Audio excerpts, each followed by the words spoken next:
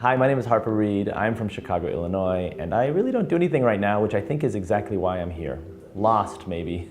That might be another word. I think my parents would call it lost. Yeah, you win some, you lose some. My superpower is probably just connecting people together. One of my favorite things to do in the whole world is to get someone who's looking for a job. I just love that feeling of them going and finding some place where they fit and they feel good. That extends to all these other things, like how do you start companies together, like how do you build a cool project, or even a dumb project. And when I look at the past of how I've used this is the primary power that I use on the Obama campaign to connect, all of these engineers into the Obama campaign. And this is, how I started companies. And this is really what I love to do. I think the secret to being a pioneer is to be insane. I think that's the secret. You're irrationally standing against the tide. You're saying, no, I got this. The world, be damned. Like, I will do this, even though this is the wrong thing to do, or even though this seems crazy. I think that the interesting thing is, so often we look at these innovators within our world as heroes, but when you start to dig into them, they're oftentimes the anti-hero. They're the person that said, I will do this, it's irrational, and against everyone, against all advice, and they burned everyone.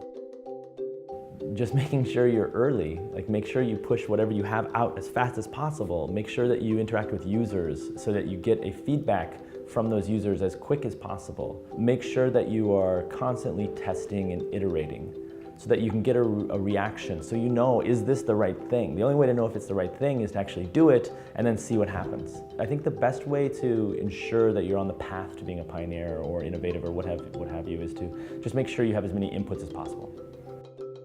One of the hacks to defeat imposter syndrome is honestly just to lie to yourself and tell yourself that you're a badass. Imposter syndrome is interesting. Throughout my whole career, I've dealt with this. I dealt with it the other day walking into the Media Lab Director Fellow retreat. I thought, look at all these amazing people. Who am I to this? I feel like almost everyone does this. But I have some tricks on how I kind of mitigate this. All based on my past when I was a professional juggler.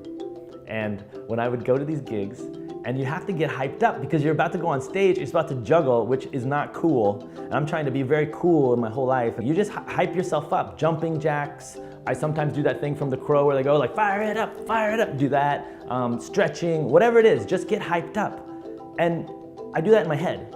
So every time I go to a big meeting, I'm scared. I'm like, fuck, they're gonna realize that I'm not the right person, or this is the meeting I'm gonna be fired in. Or what have you. In my head, I'm just like, fire it up! I'm just going crazy, because you just have to visualize yourself just almost kicking ass. You forget and you remember, actually, I am this badass. I am this person that belongs up here. And then you get through your talk, you get through your meeting, you get through that confrontational kind of situation, and you walk away and you're like, yeah, I got this.